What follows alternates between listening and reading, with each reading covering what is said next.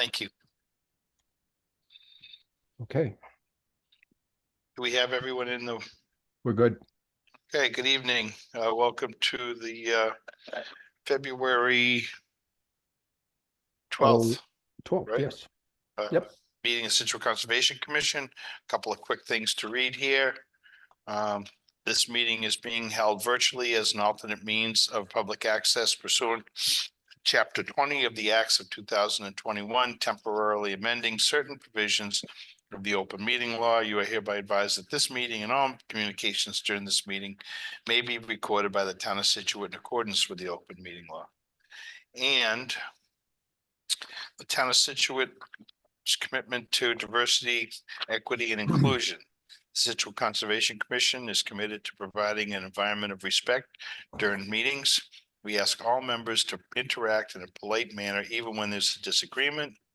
We value the participation of our community and want all participants, including marginalized and minoritized communities, to feel welcome and respected. We ask our committee members and all who participate to commit to these standards and to support and respect our community.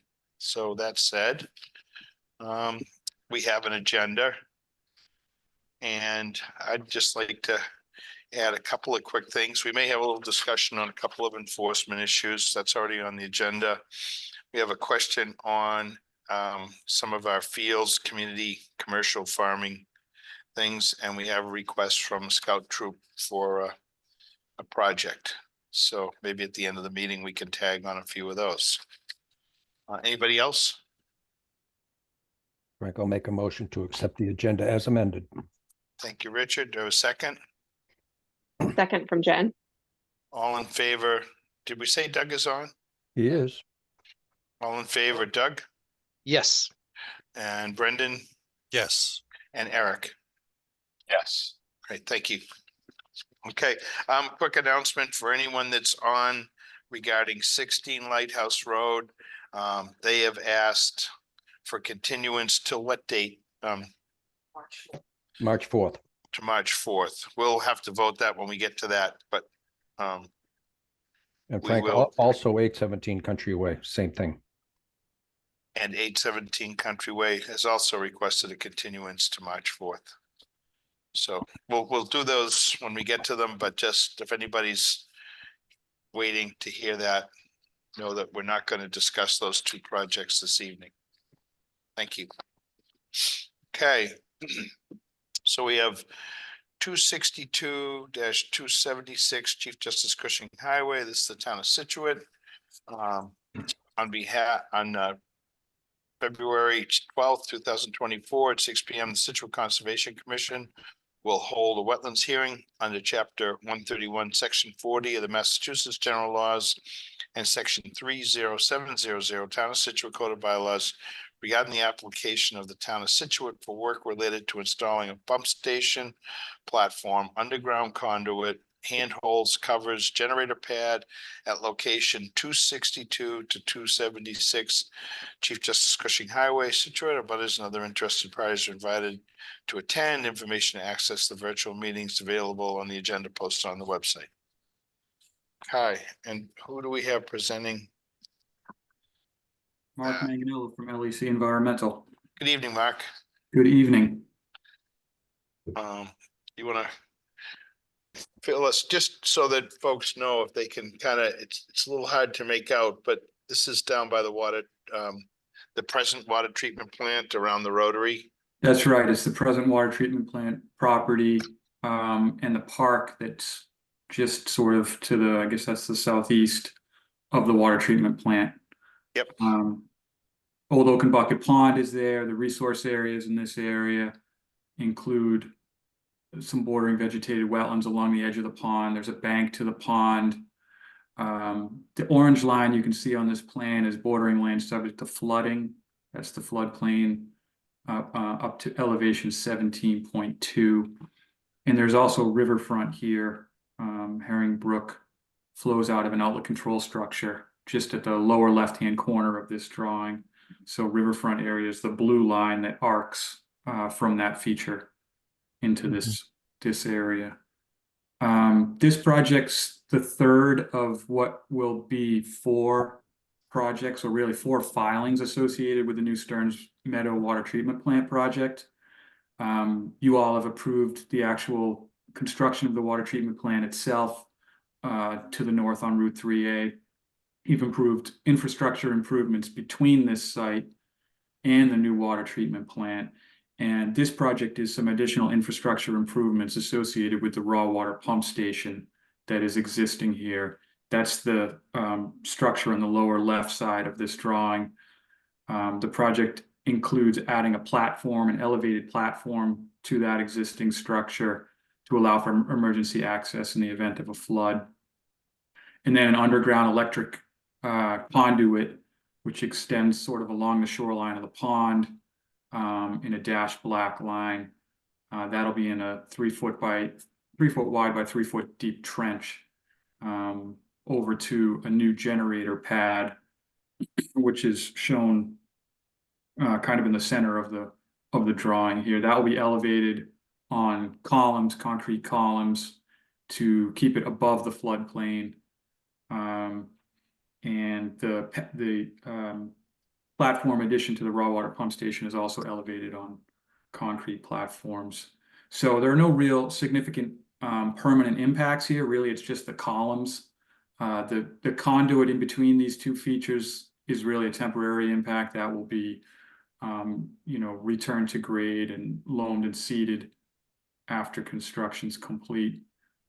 Just to the north, or to the top of the page here, I guess that's actually to the west, there's also some improvements to the water line that extends out into Route 3A. You can see in bold black there. Those are out of your jurisdiction, but we showed them on here since they're technically part of the project.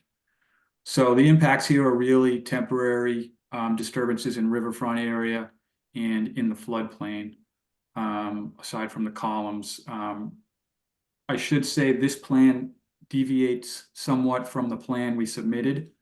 There was a sort of a last minute change by the town to relocate the generator pad. It was up closer to the rotary on the left-hand side of the page, but they ultimately decided they didn't like it that close to the rotary for, I think, safety and aesthetic reasons, and wanted it to be in a more inconspicuous location.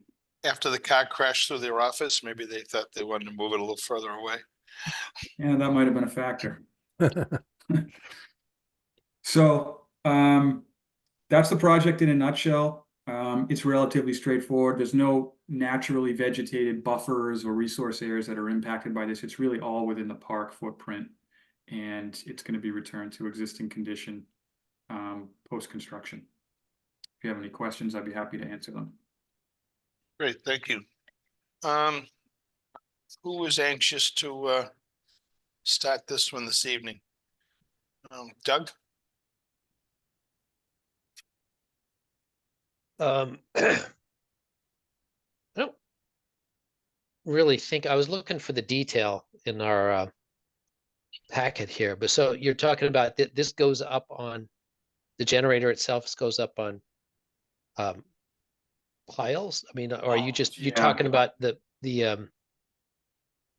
it's not elevated, right? It's No, it will be elevated. There's a detail, if you can scroll down in this plan set, there is a detail showing cross section of the, Oh, yeah. that's the raw water pump station. It's further down. Also the raw water pump station.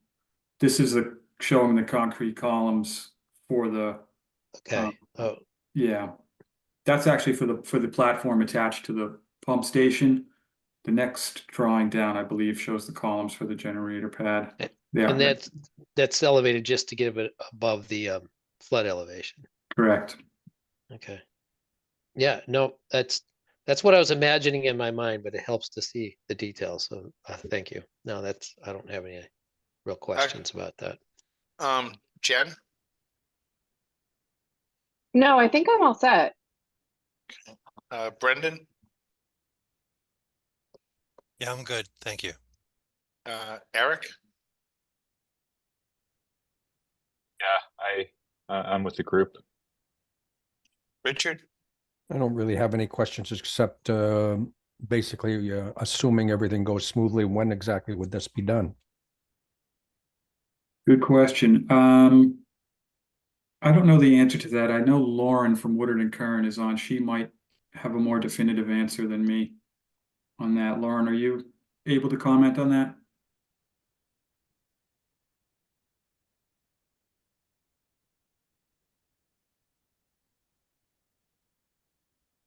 We have her unmuted. She's unmuted. Maybe she stepped away. Well, I can get you an answer on that. I don't know it off the top of my head. I do know it's imminent, and I think they want to put it out to bid, very soon. So my guess would be the spring. Perfect. That's Mark, fine. Can I just, maybe I don't want to overstep this, but just to explain to the members what I think the purpose of this, right, is to eventually be able to pump water up to the new pump station. Is that the? Yeah, sorry, I didn't make that clear. There's an existing line that extends from the raw water pump station up into Route 3A, well, up to the existing water treatment building. And the spur that we're proposing up there from the building to the road will connect it to the new infrastructure and all the way up to the new treatment plant. So ultimately, when they build the new treatment, we had the hearing just the last couple of meetings on the new treatment plant further up 3A, further north on 3A. But what will happen is they'll be still drawing the water out of the Greenbush pond, and then they'll be pumping, as you said, the raw water up to the new treatment plant. So it's part of that whole. That's right. And I also left out, there's a forthcoming filing with you for demolition of the existing water treatment facilities on this property. That could be a while. This looks like Eric got maybe muted. And I just had one quick question.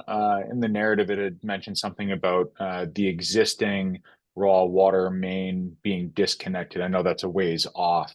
Is that needing to be excavated after the fact, or is there going to be a gate valve installed when the new one's installed during this portion of the project? I just didn't know if there's more of a curiosity than anything else with the existing one that's going to the current plant. If that's going to need to be removed, or like I said, if there's a gate valve that's going to be installed so they can just shut that off and redirect to the new water treatment facility. Yeah, I don't know the mechanism. It looks like there's a note in the center of the plan that says remove existing. The shut off valve. So I just didn't know if that meant a gate valve or if they'd be digging that up during that demo process. But again, it's probably not for a ways off. So it's more of a curiosity. Do we have anybody in the audience? Questions on this? Nope. I'd take a motion on this. Actually, is there any erosion control around this one, Mark? Yeah, I think the first drawing in this set, the top one, shows a silt sock along the edge of the pond. Mhm. All right, I'll take a motion. If anybody wants to close this, or if you have any other questions, go ahead. I make a motion, we close the, what do we call this? Scituate water treatment plant? 262, 276. Just, yeah, you got it. There you go. What Richard said. There you go. All right, so there's motion from Jen, a second. I'll second that, Doug. From Doug, all in favor, Richard, Yes. Brendan, Yes. Eric, Yes. and Frank, yes. Great, thank you. Thanks, Mark. Thanks all. Good night. Good night. So now we're at 20. Okay.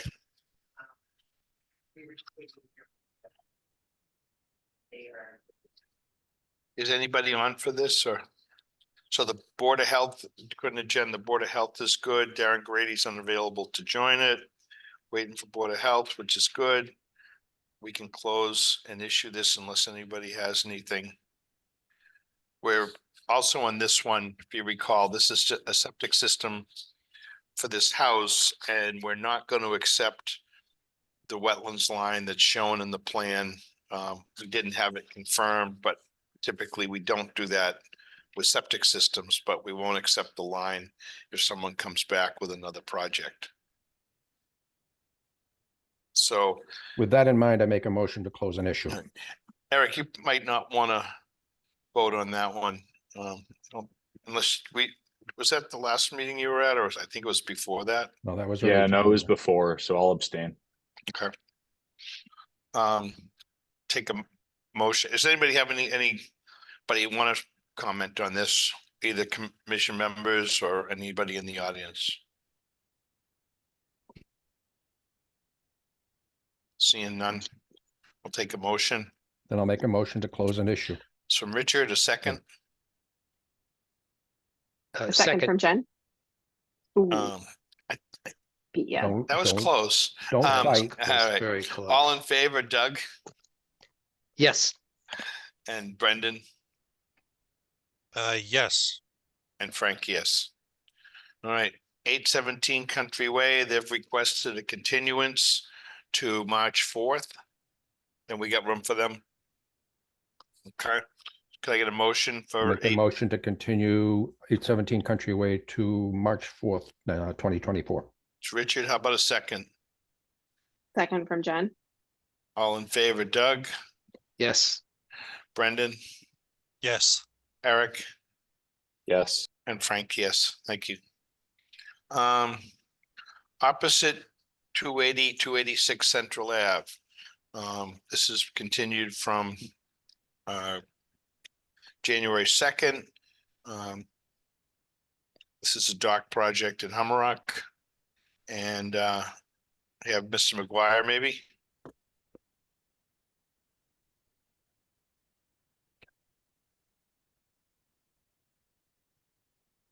Attorney DeLisi was on this one before. Yes, hi. Can you hear me, see me? We can, both. Excellent. Thank you so much. I don't know about that, but okay. I'm sitting in my conference room right now with Mr. McGuire, our engineer, as well as Mr. Papastratis, who is our client. And since the last meeting, we revised our site plan to bring the parking up close to the road. I think you'll see, so it's not behind those large piles, but basically right at the entrances to the properties. If you recall, there are three. There also was a discussion at the last meeting whereby there was a concern expressed about making sure that that cars can't be driving all over the place. So what we ended up doing is we're proposing to put like a few posts with like a kind of a gate across on each of the three entrances, such that there would be no vehicular kind of movement around the site, so to speak. And then I did meet with the DPW. I don't believe that they've expressed any particular issues. Jen can let me know if that's the case, but they listened to what I had to say and kind of just shrugged their shoulder. And that was pretty much the update. Right. Maybe you want to elaborate just a little bit on your conversation with DPW, Jeff? Yeah, I met with Mr. Cafferty and I brought the plan. I showed him the plan. I explained that that in this particular area of Hummerock, it's the kind of the lowest spot along Central Ave at the very least. And I explained to him that we were before the commission for a dock project, and that there was a discussion which Amy raised particularly about the fact that the town uses this property to kind of drain water from Central Ave into the South River because there's often a collection of water in coastal events. And so the town has historically kind of pushed away 3 particular areas. You can kind of see them on the plan, one on each of the side paper streets, and then one kind of right in the center. So it's kind of, it is previously disturbed area from the town, and that's been facilitating drainage. And the applicant, and I explained this to Mr. Cafferty, would be happy to work with the town to do whatever's necessary to make sure that these areas remain open, and you know, that the town can continue to use it, whether that be to grant the town a license or an easement, or just work out some kind of maintenance agreement, which Mr. Papastratus is still more than happy to do if that's something that you wanted to condition. So Mr. Cafferty had indicated that he was going to take a drive out there, let me know what he, you know, if there's any issues that he has or sees. And I believe that he did do that. There was some movement from the town as a result of that visit. And that's pretty much the elaboration on that conversation. Okay, thank you. You're welcome. All right.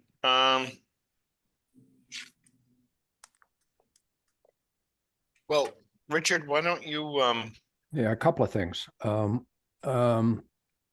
Jeff, on the gates that are in here, I'm assuming that's the X with the shaded red in them. Are these, how are they going to be constructed, and are they going to be locked? So the gates are actually, if you see the little circles, there are 3 gates that are being proposed, and this was a design that was recommended by Pat Brennan, who's an independent consulting engineer, and he has them as being set posts and cables and with chains across in lieu of setting boulders, which he believes would hinder the town's efforts. We're more than happy to put boulders in those locations, and then to pick the boulders up after the summer season and before the summer season, so that you know, the town's machines can move about. But we thought that this would be a better design. So they would be chains which would be in place the entire summer season while the dock would be utilized, and then they would be removed upon, you know, the off season, so to speak. Okay, and would they be locked? They would be, Okay. yes. The reason I ask, I think you can anticipate the question, is in case of emergency, how would they be able, how would the town, if there were an emergency or an emergency at the dock, at the pier, be able to get there?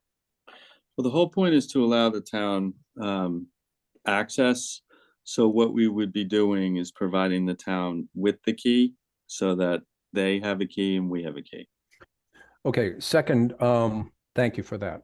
You're welcome. Second, I would recommend, strongly recommend that Wednesday, everybody involved in this, if they can get there, get down and see how everything looks, assuming the storm hits as it's supposed to. It is a different world after a snow and flooding event, and assuming the forecast is right, it will be flooded there tomorrow. Oh, no doubt. I'm sure it will be flooded. That would be consistent. What I'm told happens in the dynamic that occurs, Richard, is, and you would know better than me because you live out there, but there's a great deal of overwash that is deposited into the street, a lot of rocks and so forth. And after there was a storm, there've been a few coastal events recently.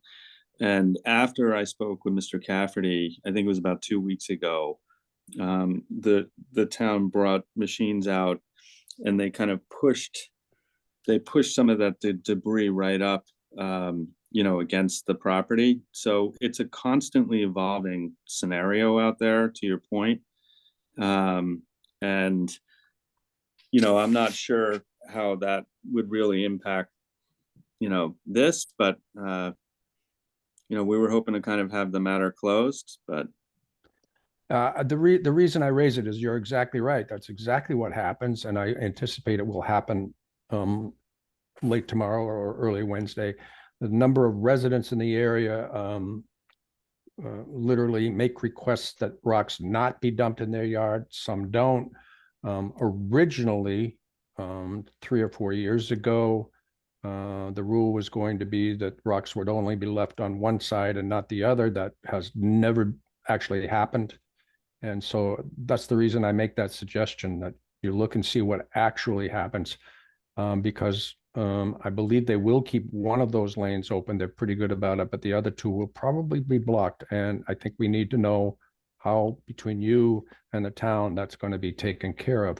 I don't have a problem with the project on the whole, and I do like the idea of the gates, and I'm glad you've included the key. Hopefully we can put that in the conditions as well. But otherwise, I don't have any issues. But that's something that you, unfortunately, where that area is in Humrock, it's a bit wild at times.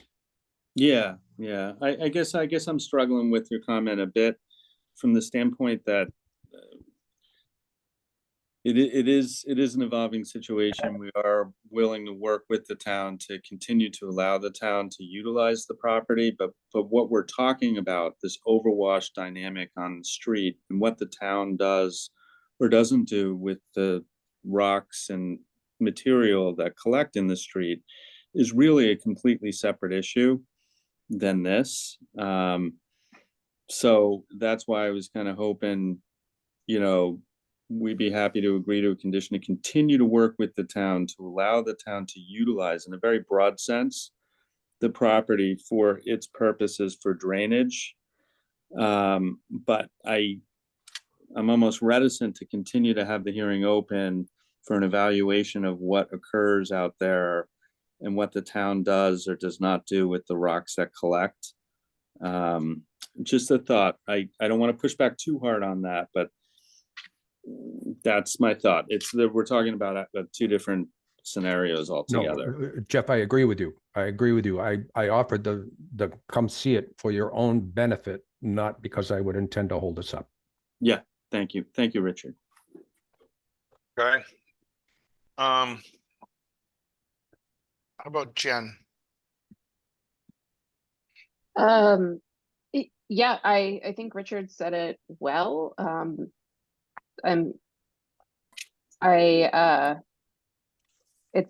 I like the idea of the gates, and I appreciate that the parking, which we don't want, is further back. So not sure I have anything else to say. Okay. Thank you. Brendan? Yeah, my view on this, I guess, is still unchanged.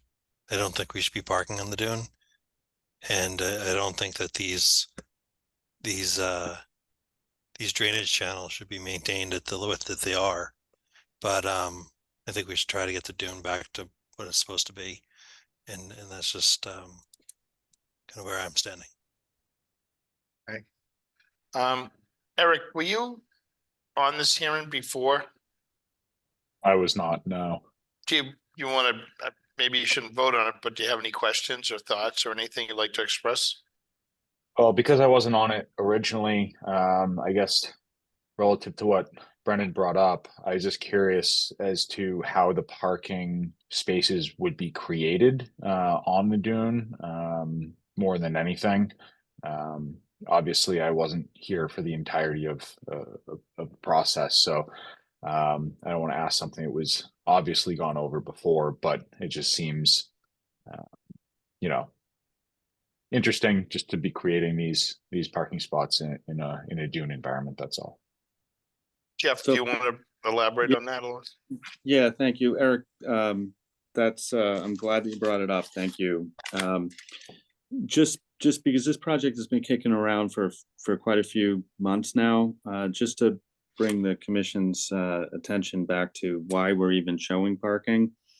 The zoning board of appeals is requiring that we show areas where cars can pull in and persons who utilize the dock could you know, get out of their vehicles and load and unload and so forth. And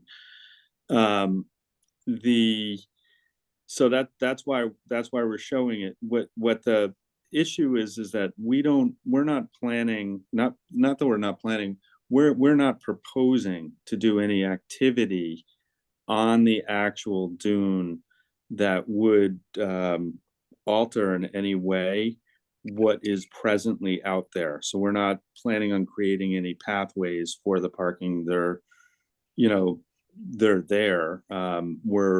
What our goal here is to in looking at the regulation, and I've spoken with Mass DEP on this particular issue, and I think I brought it up at the first hearing. Mass DEP doesn't view pulling in vehicles on top of an existing surface like this even a regulated activity. So Mass DEP is telling me that they view this as something that you're allowed to do without even having to get the authorization from the town, so long as you're not trying to alter or do an activity that falls within its jurisdiction. For instance, kind of regrading would be such an activity, or paving and striping. All we're doing is designating on a plan areas where cars can go, should that even be necessary, because the zoning board has asked us to do that. And they've told us that they need us to show an area where 5 cars would be able to do it. So that's the best way I can answer it. We're not proposing to create spaces or to do any activity that would create. We're not going to grade, we're not going to stripe, we're not going to pave. It's just an area where it has already been disturbed by the town that that cars could utilize, so to speak. And all of Hummerock is a dune, essentially, right? And plenty of cars park, and people have homes out there, and there's a lot going on in Hummerock. So, Right. Thank you for the. Yep. Yeah. Thanks for the elaboration. I just don't want to be going too far in saying that all of Hummerock is a dune and people are doing things otherwhere. We're just focused on here right now. Thank you, though. I appreciate it. You're welcome. Thank you. Okay, Doug? Well, yeah, so my question was around parking too, and only because that's just an odd thing. And Jeff, you're saying that the ZBA wants you to show these spaces, like potential areas that could fit a car, basically. But that will change. Like, it's not a stable area, so after a storm, those pull-out areas might not exist. Are they asking you to maintain those areas so cars can get in and out, or are they just, is this just some sort of a formality that they just say to have a dock, you have to have parking available somewhere? It's really, Doug, it's really a formality. They haven't asked us to maintain or do anything like that. But in actuality, there would be a need, obviously, for people to get stuff from vehicles to the dock, right? I mean, that's a reality. And what the town does on this property, if there's a problem and we don't have the ability to park the vehicles, then we're obviously going to need to go back to either the ZBA or the commission. That's probably the best way I can put it. It's not like we'd be going out there and, you know, bringing in front end loaders and moving stuff around. Well, We're going to need that middle area in order to access, you know, because there's going to be some utilities going in and so forth, and that's part of the dock design and the dock plan. So that to the extent if it's been closed up or something to that effect, we would need to grab access there. But that's part of the dock situation, and I think Frank made the point at the last meeting that, you know, since that's going to be open for that purpose, you know, then the town is obviously gonna know, because we're gonna have these gates there, they're gonna have keys. So it's the best way to put it. Yeah, so I guess what I'm wondering is that in the conditions, are you looking for some sort of long-standing order that allows you to maintain that area? I mean, if big storm comes in and it collapses those stone piles of debris and stones and everything like that, now you can't get a car in there. Are you looking for to be included in the orders to be able to go out there with a front end loader and scoop those back out so you can get a car in there? So we're going to want to make sure that those accesses remain open, right? So if the town deposits stones, or if they get deposited because of a storm and they're in the public way in front of the driveway. So I call it a driveway. It's not a driveway, but that's no different, Doug, than these other properties that also have that exact same issue with the town and, you know, moving stuff around in front of their driveways, literally. So we would just be asking for the same, yeah, we'd be asking for the same accommodation that anyone else has. Yeah, I that's very true. Yeah, that's very true. Everybody is out there doing. I just don't know what those orders look like. Maybe the others folks here are familiar with what that looks like in the orders. Doug, I know that some of the people, all the people, the town does not take responsibility for dumping the rocks in their yards. The people are responsible for clearing their own stones, which they don't put there. A lot of times they'll get minor activity permits to do that. Some people don't even bother, although we try to get them to do so. But okay, so that's what happens. So you have they need to do some work, that come in for a minor work permit. Yep. Do the work, and then it doesn't have to be. Yeah. Okay. And, Jen Smith might be able to correct me on that, but I believe I'm right. So Jen shaking her head yes, and that is one of the mechanisms. Okay, thank you. There's a little bit moving around here. Does anybody else want to add anything? I just want to clarify. So if something happens and the dune is blocked off again, those areas are blocked off because of, you know, a storm has moved stuff, you are going to want to have the ability to reopen these parking spaces up to these gates at least. You'll want to alter the dune in order to move that stuff out of the way. No, I wouldn't. I wouldn't put it that way, because I think that the town, in all likelihood, is probably going to do that, because they need to keep this open and to use this property for the drainage purposes. And historically, the town has actually been the ones that have created this. So it's not that we're going to, you know, seek to, you know, we think that the town is going to keep it open, and our plan is to work with the town to allow it to continue to have that access right for that purpose. If the town has to get an order of conditions on our property, we would comply with that and allow that to occur. If there's been stones that have been pushed in front of the property as a result of either the town's activity or a storm, like any other property owner, we would want the right to be able to move them. But that's not like, we're not actively seeking to do any activity to keep these parking spaces open. It's more about allowing us to continue to maintain our, our access to our property, which is consistent with everyone else.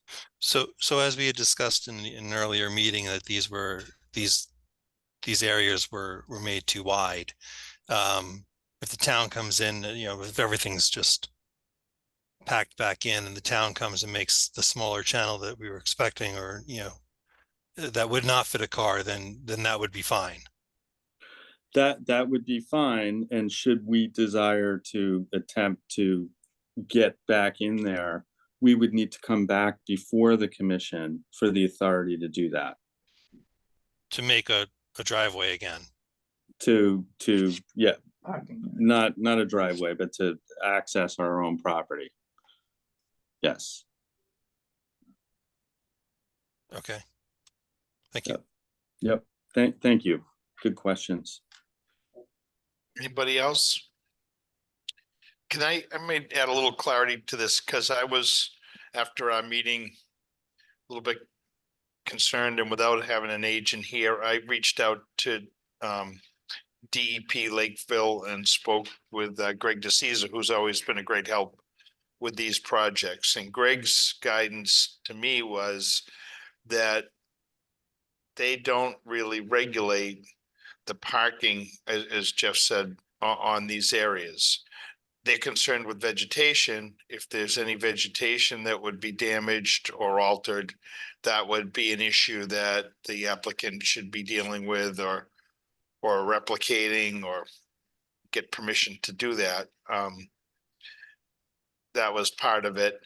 Also, if they plan to, say, have more material or whatever, that it'd be compatible with this. I think it's a little bit more, it's like two pieces to this project. There's one that's at the dock, which, we typically look at what they're going to do, and then we know that it goes on to Chapter 91. And we got comments from Mass Fish and Wildlife on any impacts on the river. We've gone through that process already. So that it seems like the dock project, don't forget, this is a whole project. This includes the dock and the walkways. It's not just this area out at Central Ave. It's a whole process, but I'm assuming that everybody is pretty satisfied with the walkway and the piers and the dock that goes to the harbor master. There's a number of things that have already been addressed at the other meeting, but just to be sure, whatever we do with this, it also includes the dock and the walkway.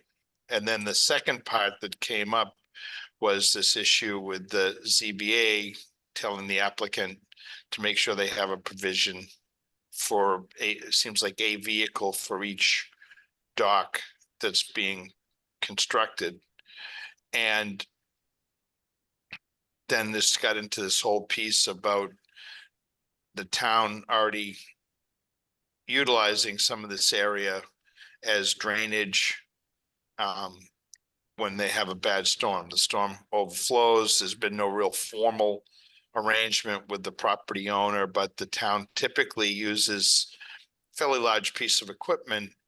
And Richard lives down there, so as he's pointed out, that's a low point on Central Ave, so there's a fair amount of cobble and sediment that come over between the houses, over the road.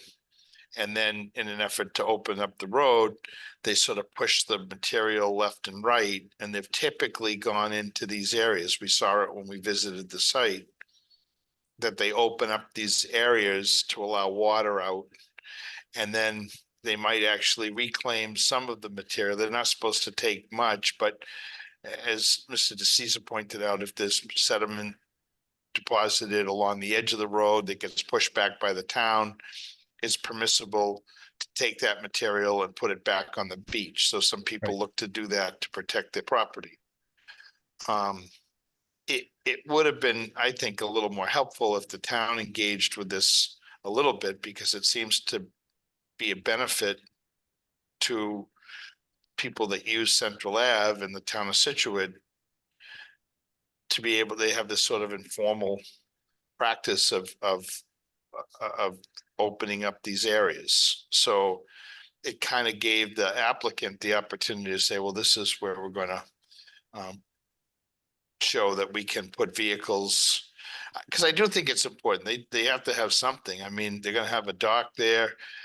In other places along Central Ave, a lot of the dock owners, not all of them maybe, but a lot of them live on the other side of the street. So there's no real need for any parking. And we know that parking becomes an issue in Hummerock, especially in the summer. You know, if people just start parking along the edge of the road, that's not permissible. So they need to get off the street. So according to Mr. DeCisa, to allow these vehicles to park on here is not an issue. It's if they were trying to do more to this area, which the applicant's saying they're not going to do. One of the things, though, that's still been on my mind is we have a ramp and a walkway, and it comes to that point, and then the applicant is showing that they want to place a power pole. They're going to run power to it, and then they're going to run power to the dock. They're also going to run a water line. And my assumption is somewhere people have to be able to unload their vehicle and drag a cart or something to get stuff to this walkway and their dock. And it just, that's the question I asked before, Jeff. Is there what's the intention in that area at the end of the walkway? So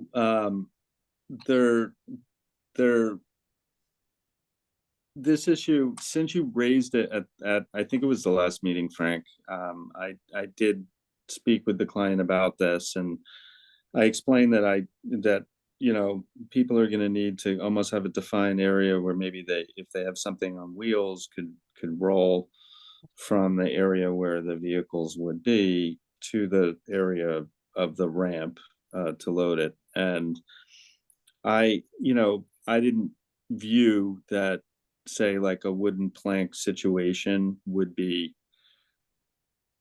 a negative scenario, because obviously it's permeable, and it's something like that, you know, almost helps to define what people can and cannot do on the property, right?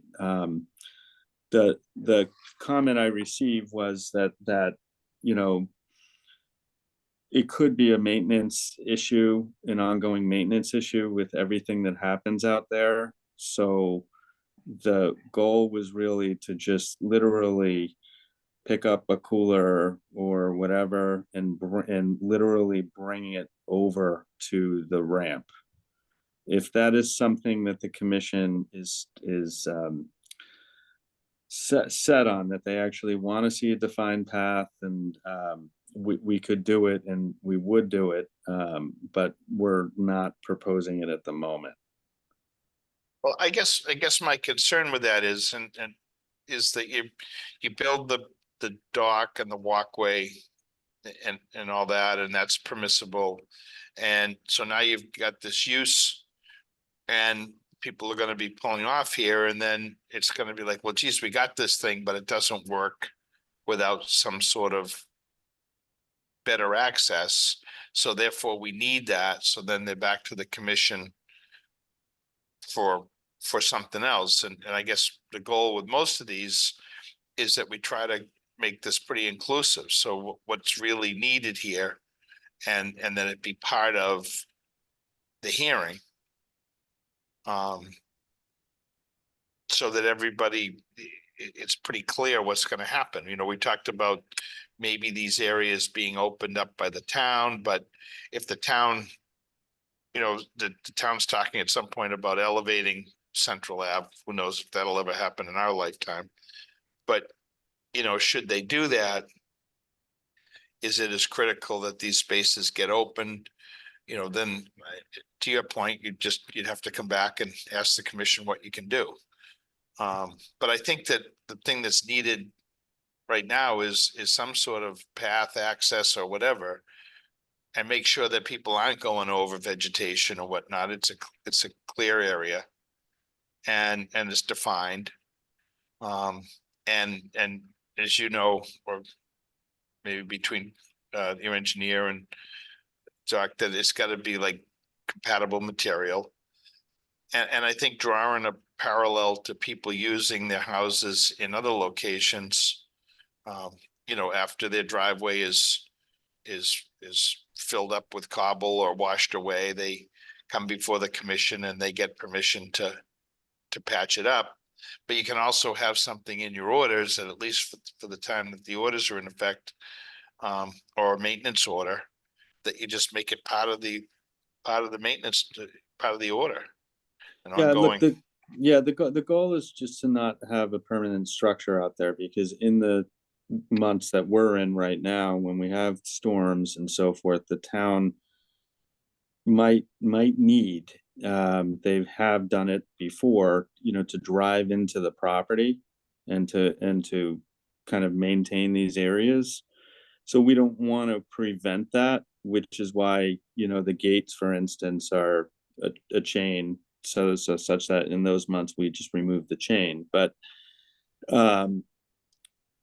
as you're speaking, Frank, my client is nodding his head and telling me that's we'd be happy to do that. It just, I want to make sure that what is done is something that is not a permanent structure, so that we can continue to accommodate whatever the needs are. I think that this property is, and the ability to utilize this property, it's pretty obvious, is a critical spot for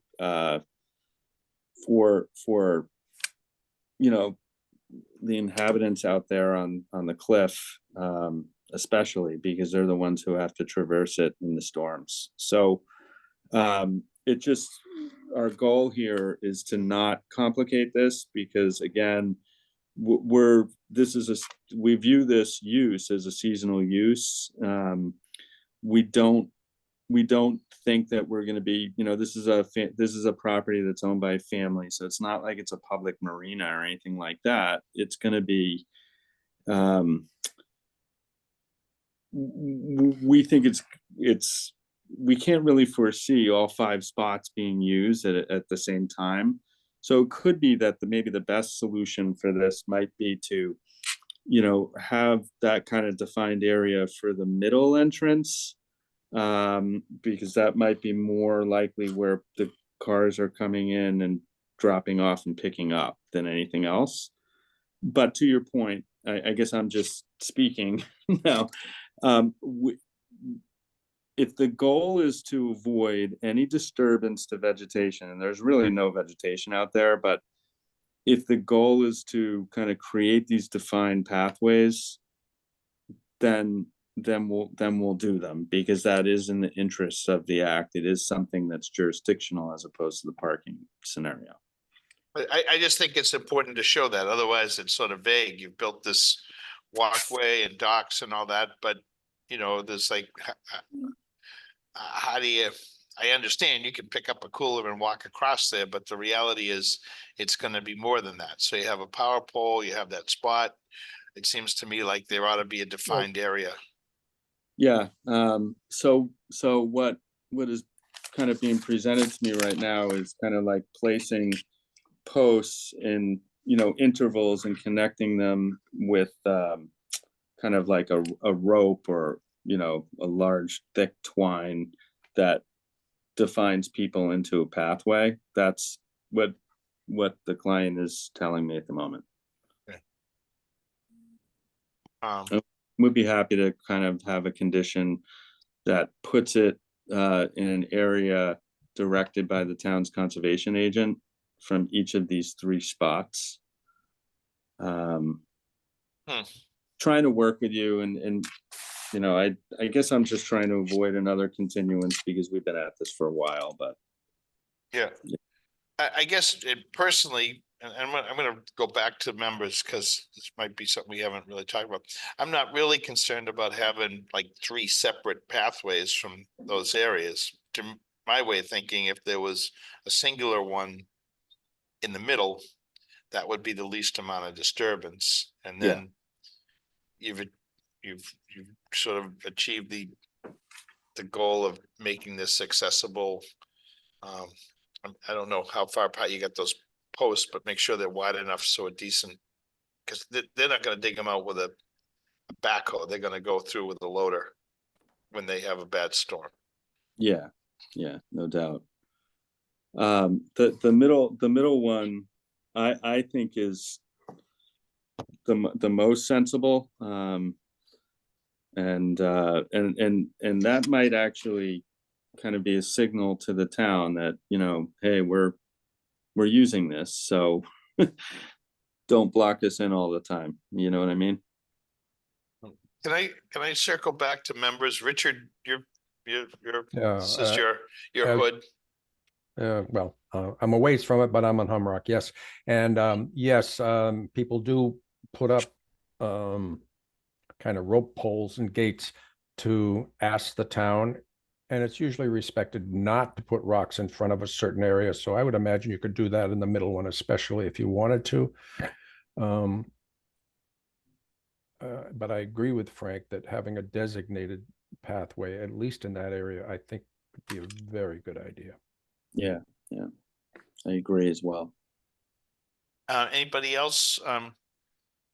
Doug? No, I was listening to all of that, and it seems like everybody was got kind of the same concerns, like but about the parking. But I don't want to hold up and continue it over that. I guess to me, it's like it's at the applicant's risk if we don't cover something in the order, and then they want to maintain that and they have to come back every time, it seems. I'd like to avoid it. Yeah, I'd like to not, to have it happen all the time, because I know that there was some abutters. I don't know if they've had a chance to speak yet here, but last hearing, that was their concern about a lot of traffic parked along the edge of the road, trying to get, out to the dock and stuff like that. So, I mean, it is a concern, but I guess I would favor some kind of language in there that allows them to maintain that without having to come back every single time. I don't know who drafts that.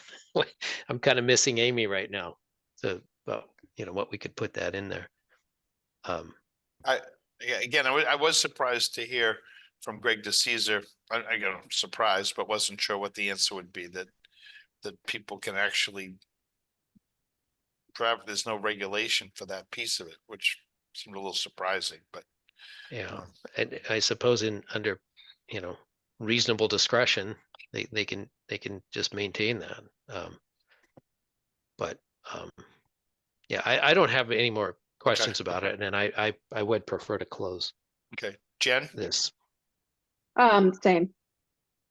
Okay. Brendan? I'm sorry. So a pathway for what? Like what specifically? For foot So traffic or for cars? foot Oh, traffic. no, nothing to do, foot traffic. Yeah, I think that actually defined foot traffic paths would be a good idea. I would think. Okay. I mean, it just seems to me like it should be there. Yeah, otherwise, it's everyone's going to walk everywhere, and as far as vegetation, I mean, it is very sparse out there, but it may never exist if foot traffic keeps trampling it. Or cars. Right, or cars, which was What we saw. what we saw there. We saw tire tracks over vegetation. So Well, I think the other good part about what they're doing is with that hopefully that's going to minimize that people actually looping around in there. I hope. I don't know. Eric? No, I have nothing to add or add to the questions. And like we discussed, I'm going to abstain from the vote just because of not being involved earlier. Sure. Do we have anybody in the audience for this one?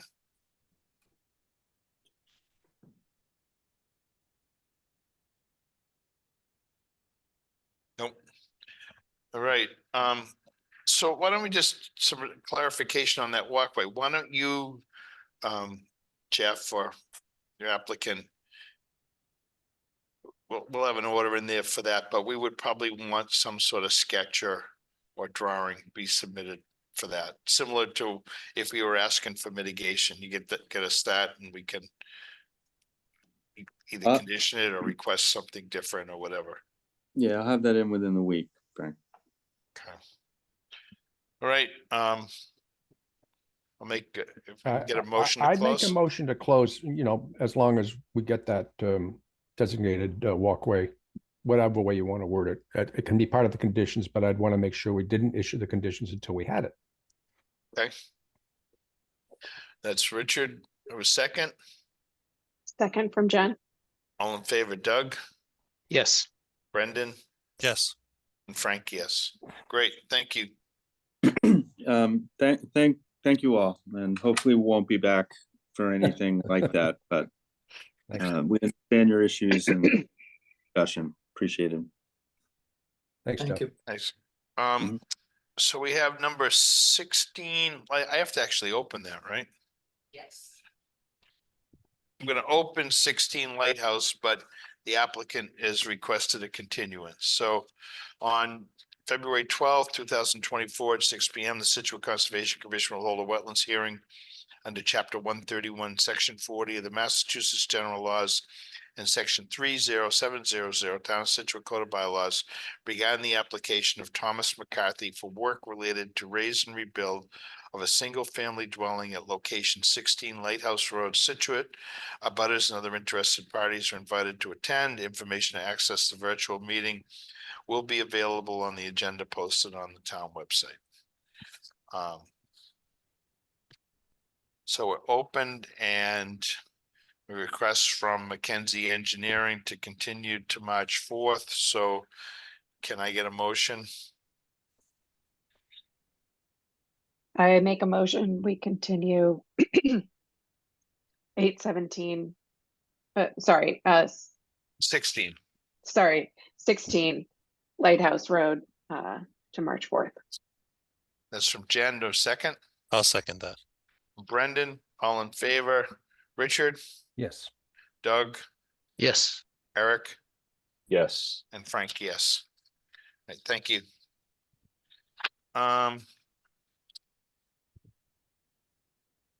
Lot 3, Captain Pierce Road.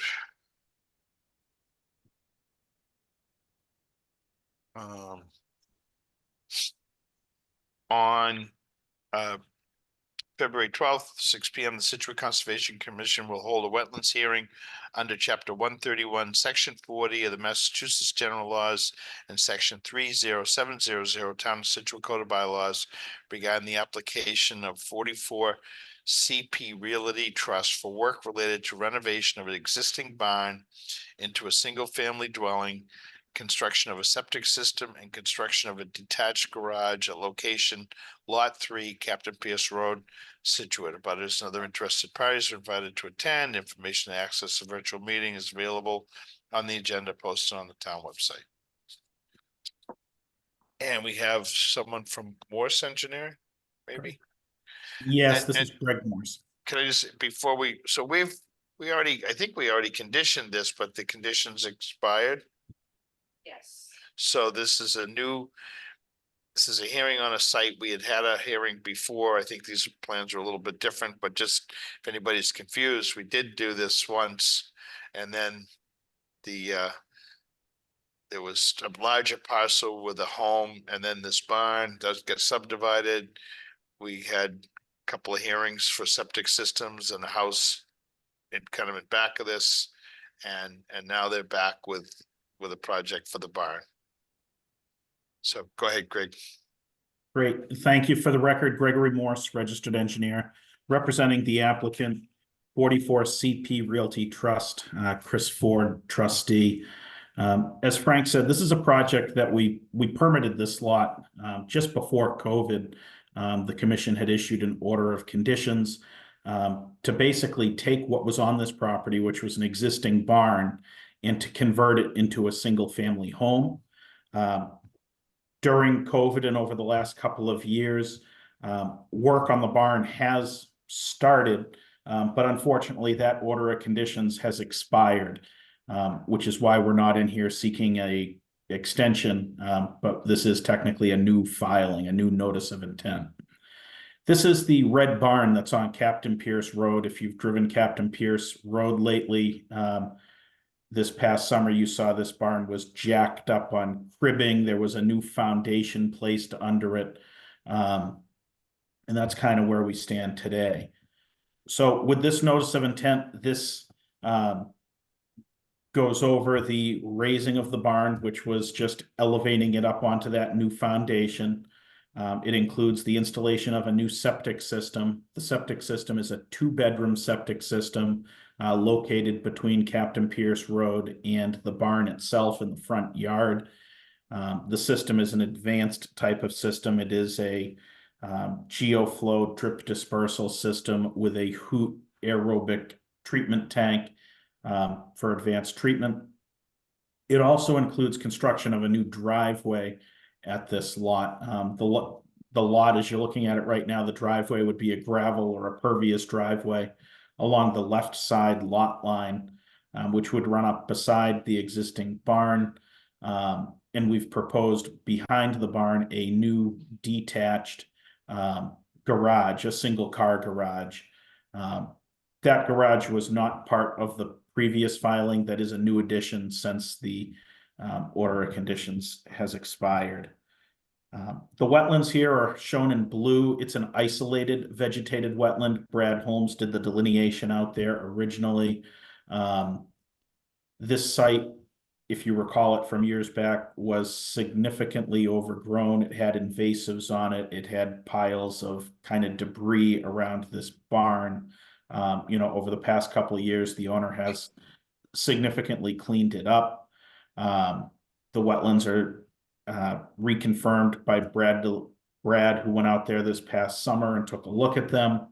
The septic system is outside of the 50-foot buffer zone. The barn, while it's on a new foundation, is in the exact location where it was. It was lifted vertically and placed back down in that location. It is inside the 50-foot buffer with that back corner of it. I'll turn it over to you for questions or comments. Okay, great, thank you. Who hasn't had a chance to go? Actually, Doug, you wanna start with this one? Well, amazingly enough, I do remember this one. So I'm just going to celebrate that and say I don't have any more questions. All right. Richard?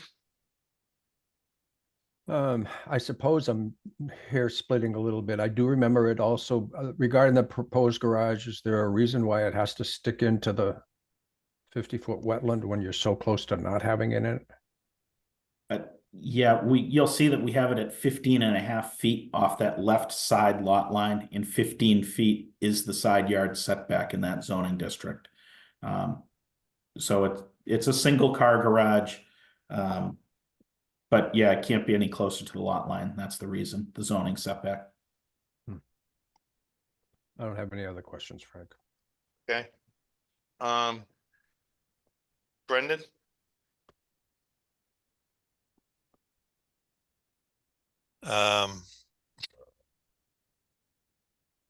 Yeah, I had the same comment about the garage.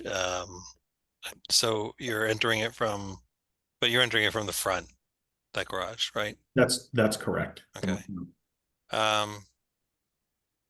I don't remember this from its previous, so I guess yeah, and the proposed deck in the 50 as well. I guess I'm not, I never like to see anything built in the 50. I don't know if you want a deck on this, how that happens without that happening. So yeah, I think I don't really know if I have any real questions, so I'll just leave it at that. Eric?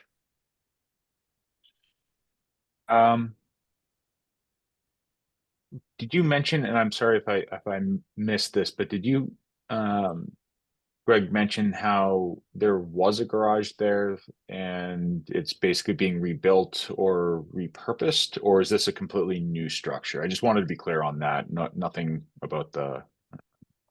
Sure. So the barn, which is right there in the middle of the plan, the crawl space slab, that was an existing barn. That had a new foundation installed underneath it, and that barn is being converted into a single-family residence, a two-bedroom single-family residence. The proposed garage at the back corner of the property, that is a new structure. There's nothing in that place currently. Okay, thank you. Yep. Did I miss anybody? Me, Oh, Jen, I'm sorry. harsh. Wow. Wow. Yeah. I'm gonna send Eloise over to your house. Wow. You won't miss Oh, me watch then. out. Yeah, I don't think I have any new comments except to say that I wouldn't support anything in the 50. So that's the deck and the garage. There's a tiny little bit of that of that driveway in there too. So I don't support that, but that's it. Okay. Just to, sorry, Frank, just one other thing on that deck. This is by the note on here with the sonotubes is a tiled foundation deck. So it's not, there's no excavation other than the piles, correct? And it would be wood slats or something like that. So it'd be pervious.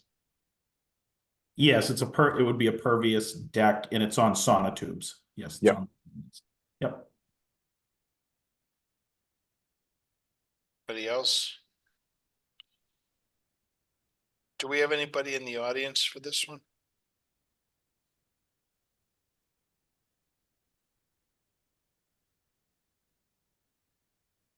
You have an iPad with a raised hand.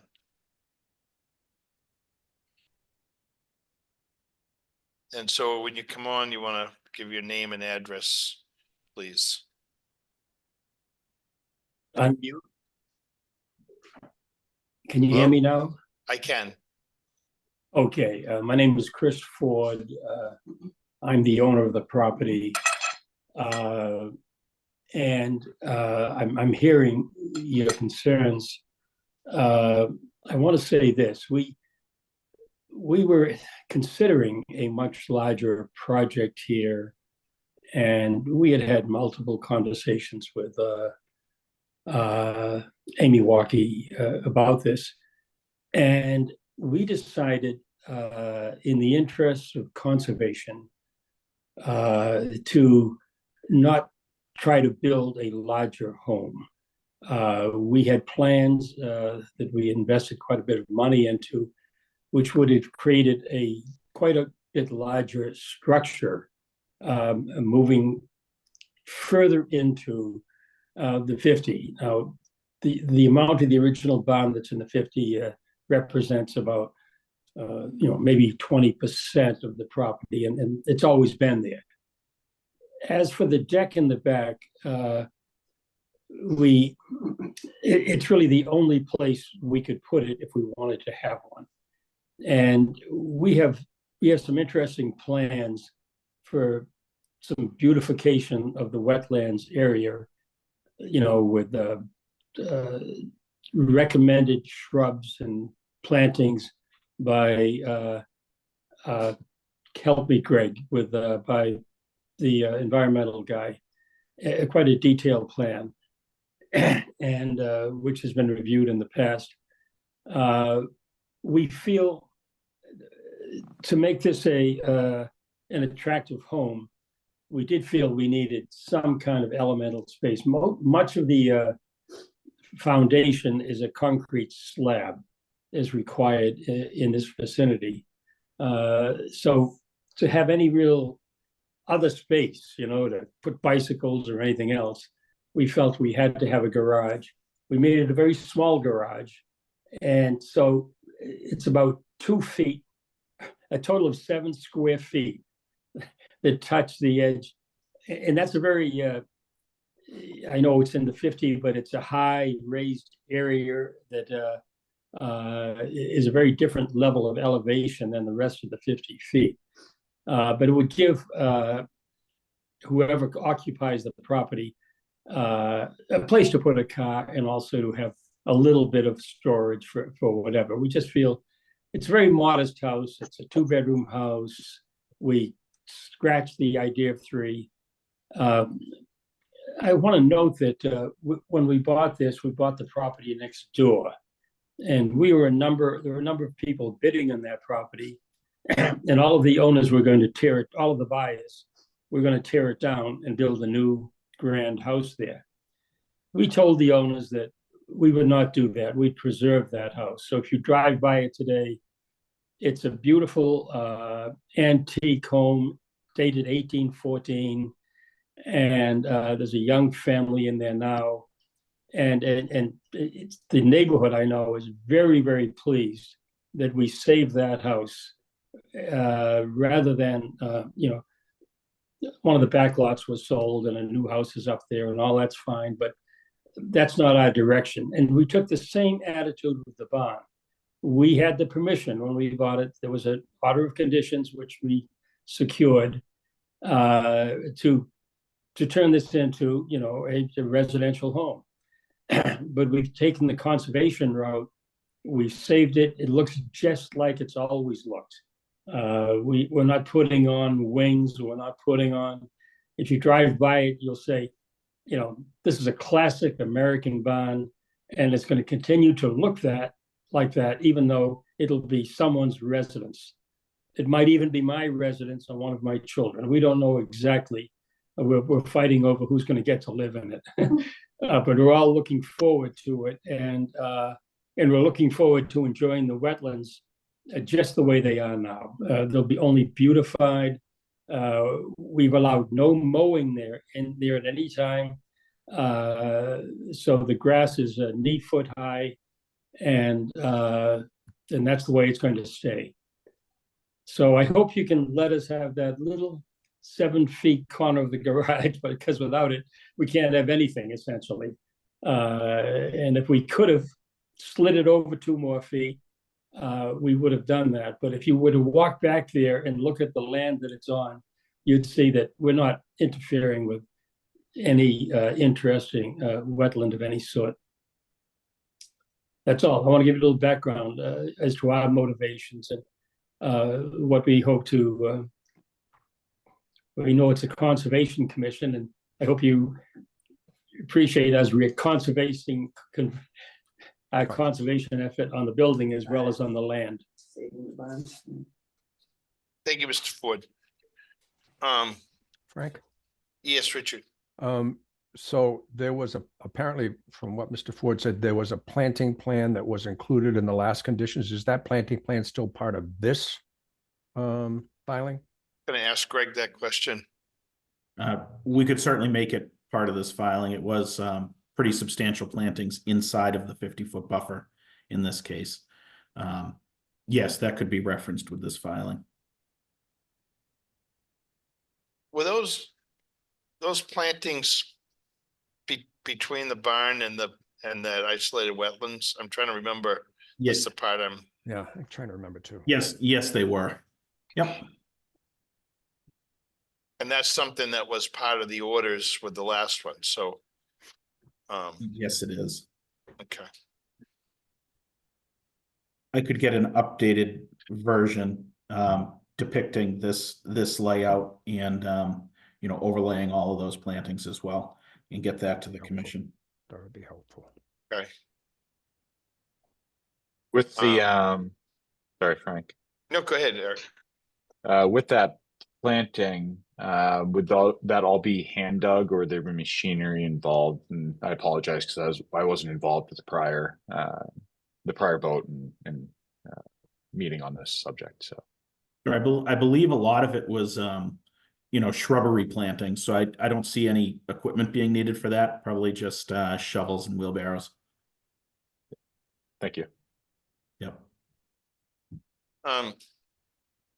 Sorry, did we ask if there was anybody in the audience? Not yet. So I think Mr. Ford made a point, maybe Greg made the point that this was an older home on a piece of property. It got subdivided. It's a new lot out back, then the primary house was restored and kept to the side, and then they had this third piece of property that's sort of gone on for a while. And they have done work out there. They had a set of orders, so they went ahead and jacked up the barn and put a foundation under it. And there's also there's already been construction going on around there for a while.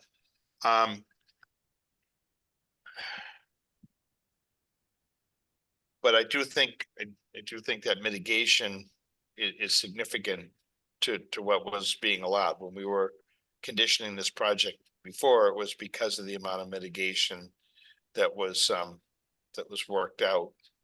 And it is a little bit different in that now it has the garage here. The deck is also an area that's in the 50, but it's on piles or piers.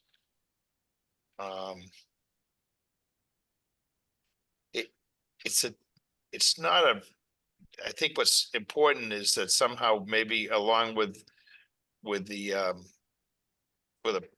planting plan, Greg, there ought to be some posts, because it would be pretty easy for people to kind of not, when this dries out, there's not a lot there to keep folks from going in and doing other things. So I think there ought to be some conservation posts, at least a couple of them between the house and that isolated wetland as well. Okay. I think that's it for me. So I'm just wondering, I mean, I do remember that there was a plan, but I have no recollection of what it looked like or whatever. So sometimes we close these. And again, contingent on getting a plan. Once Jen gets the plan, she can send it out to you folks, but we wouldn't issue the orders until we got a plan and you guys agreed on it. If you're okay with that, we can close. If not, we have to continue it. What's the date of the next hearing? March 26th. 4th. No, March 4th. 26th, February 26th, isn't it? No, March 4th, I think. Oh, March okay. 4th. If we got that plan for the March 4th meeting and, submitted it to the commission well in advance, next week sometime, could we be on for March 4th to just go over the plan and potentially look at an order of conditions? The gatekeeper says yes. Let's do that and continue to March 4th. We'll get you that plan with a goal of closing that night. Okay. Great. Can I get a motion to continue? I make a motion, we continue lot 3, Captain Pierce, Mhm. Yep. to March 4th. Second, I'll second that. from Brendan, all in favor, Richard, Yes, Doug, Yes. Eric, Yes. and Frank, yes. Great. Thank you, Greg. Thank you, Mr. Ford. Thank you. We are now going to open 52 Peggy. On February 12th, 2024 at 6 p.m., the Scituate Conservation Commission will hold a wetlands hearing under Chapter 131, Section 40 of the Massachusetts General Laws and Section 30700 Town of Scituate Code of Bylaws. Began the application of Mary Ann Lugo for work related to raising, rebuilding, and construction of a new pool, patio, and landscaping at a single-family dwelling at location 52 Peggotty Beach Road, Scituate. Abutters and other interested parties are invited to attend. Information to access the virtual meeting will be available on the agenda posted on the town website.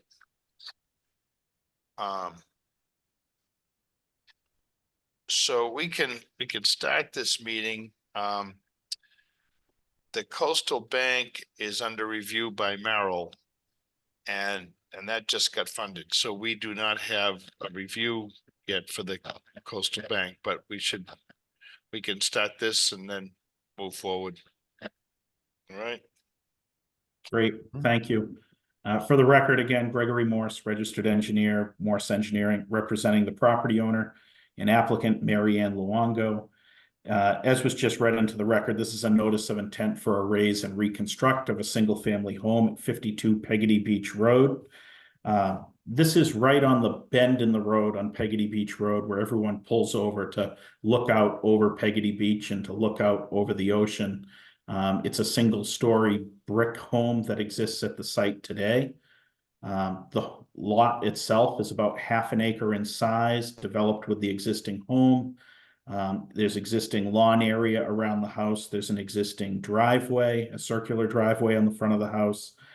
It's connected to town water, town sewer, and gas service. There are no vegetated wetlands on the site, but the resource areas that we are looking at the bottom of the page here is the Atlantic Ocean or Massachusetts Bay. And as you come up gradient onto the site, we have two coastal banks. Those are delineated in a light blue line on this plan. And then as you come further up gradient from those coastal banks, we have land subject to coastal storm flowage. Kind of at the bottom right corner of the screen here, you'll see the FEMA line, which is in purple. That represents a velocity zone with an elevation of 21. And as it comes onto the site, it actually transitions into a velocity zone with elevation 17. All of the proposed house and the existing house are outside of those FEMA zones, but they are within the 50-foot buffer to the coastal bank, existing and proposed to an extent. Included on the plan for delineation of the coastal bank, we included two cross sections. The commission, as just stated, has hired Merrill Associates to review that coastal bank delineation. So we'll be looking for a continuance on this project until Merrill has had a chance to conduct the peer review, and we have a chance to respond. So I would look to ultimately tonight continue this probably to the second meeting in March, if that date is open. Also depicted on this plan is the 50-foot buffer zone, which is a red line, and the 100-foot buffer zone, which is at the top of the screen in a green line. The proposal here is to take down the existing home, construct a new single-family home, generally in the same location. At its closest point, the new home is 38.3 feet from the top of coastal bank. It is outside of the FEMA zones and the velocity zones. There's new landscaping around the home, significant plantings involved, as well as a new patio surface and a new pool surface. The landscaping is proposed along the top of the coastal bank. We have mitigation plantings, which would be native plantings, comprised of approximately 2,841 square feet in area that is existing lawn today. The site today is lawn right up to the top of the coastal bank. The new pool at its closest point to the coastal bank is 24.3 feet. The existing site, the water, gas, the sewer is inside the 50-foot buffer. The sewer is being relocated outside the 50-foot buffer. The water and gas are being relocated outside the 50-foot buffer as well. The landscape architect, we submitted a copy of the landscape design associated with this from Hawk Engineering, David Hawk. David Hawk, selected materials, pervious pavement or pervious pavers, in certain areas for the patios, so that we essentially have a negligible increase in impervious land surface here. The existing site has 6,033 square feet of impervious. The proposed has 6,262 square feet of impervious. So less than 200 square foot difference, existing versus proposed. There's an erosion control barrier around our limit of work. There's roof dry wells attached to the roof to infiltrate rainwater where there are currently no roof dry wells on the existing home. I would point out too that the area that's shaded in blue on this plan here, right along the top of the coastal bank, is an area that suffered from some pretty significant erosion over the past couple of years. The coastal bank in this case is a stone revetment. Scituate DPW has plans to rebuild that portion of the stone revetment. They have shared those plans with me, and we have worked around those plans with our proposed work. Scituate is working with FEMA, I guess, on rebuilding not just this portion of the stone revetment, but significant other portions as it wraps around the cliff. I spoke with the town engineer. I didn't get a timeline on when that work is going to happen. But that area that's in blue here is essentially an eroded area if you went out to the site today, that is being rebuilt with new stone revetment, hopefully in the not too distant future. I'll turn it over to you for questions or comments, but ultimately I think we'll be continuing this to the second meeting in March if that date is available. Great, thank you, Greg. Thank you.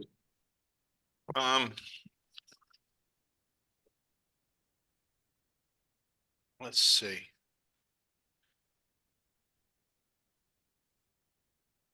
Brendan, do you want to take a whack at this first? I was trying to telepathically say that I was, You would prefer to wait a little bit. It's a I just don't like going first. I can shift that off. Yeah, I guess I'll I don't have. You know what? Let me we have an engineer, so to speak, on our commission, and there's a lot going on in this project. So why don't we let Doug? He's great at going first. Yeah. Yeah. I'm not an engineer, though. Well, whatever you are. Yeah, but you're more experienced than most of us here, so or all of us.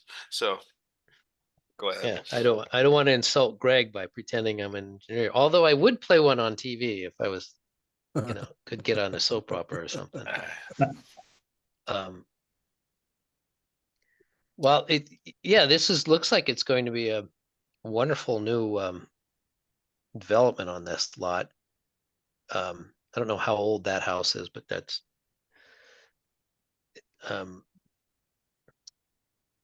it really looks to me. So Greg, does this, you said you counted up the change in the impervious area and said that's not significant. That includes the pool and the wet set patio and all of that? Yeah, yes. The wet set patio means that it's a impervious patio. It would be set on a concrete base. So those are solid pavers versus there are portions of the walkway that are dry set. Yeah. So those would be considered impervious. So then this does not trigger stormwater review then as well? No, it does not.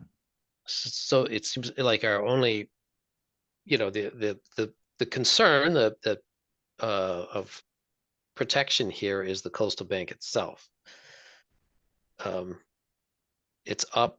This is placed up in the level area. I know we have a 50-foot buffer from a coastal bank, which is always interesting to me because it's different than a vegetated wetland, but it's sort of in our bylaws, it's not spelled out as it is being treated any differently.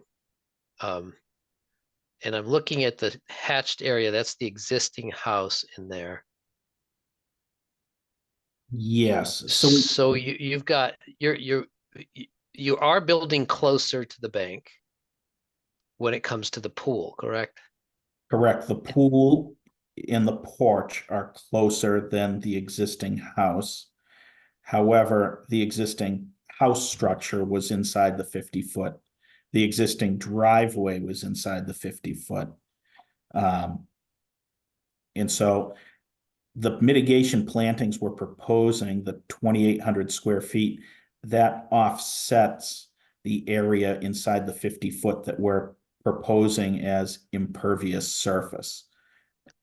So Okay. I can get you an exact breakdown, but it's not a 2-to-1, but it is more than a 1-to-1 of mitigation plantings versus the area that we're disturbing inside the 50-foot buffer.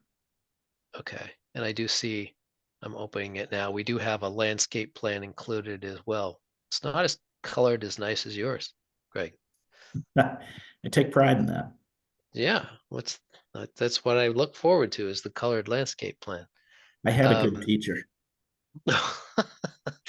uh, native mitigation plantings and stuff. So I'm assuming on this, I don't see a list, but it's probably included in this of everything it says is native.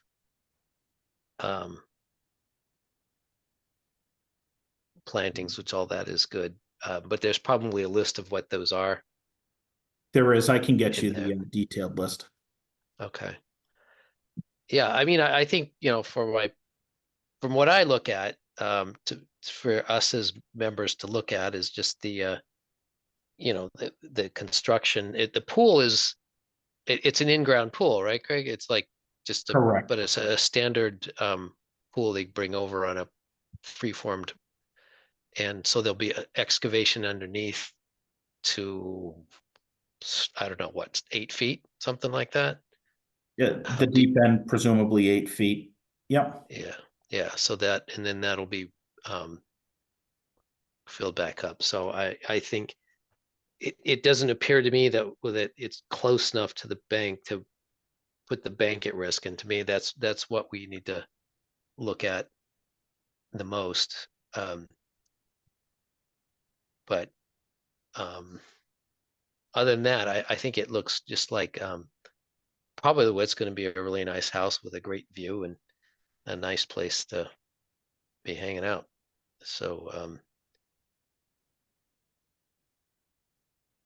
yeah, I think that's to me that's what my biggest concern.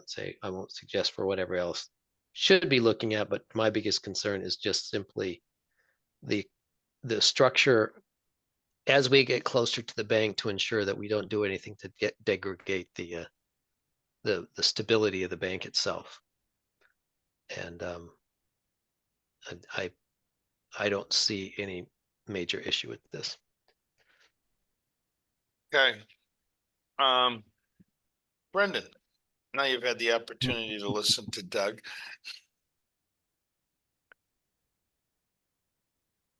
You know, yes, I did. I don't have anything to add at this moment. Okay.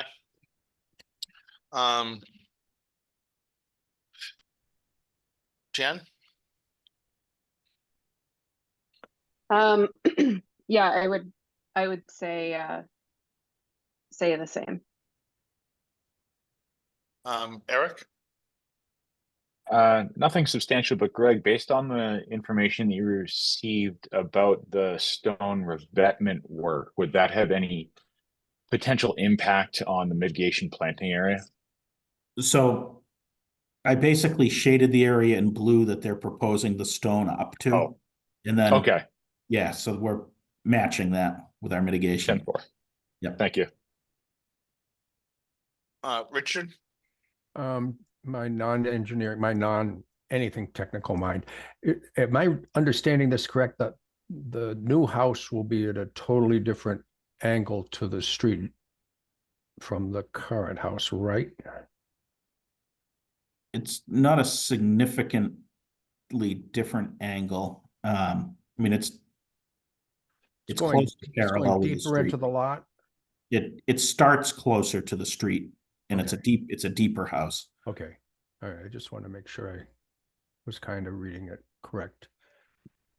No, any more questions I would have will be at the next meeting when I can see the rest of it, but I think I've got it now. And it is a wonderful location. There'll be more traffic, not less, once this is done. Do we have anybody, we touched on all our members, right? Yep. Do we have anybody in the audience on this one?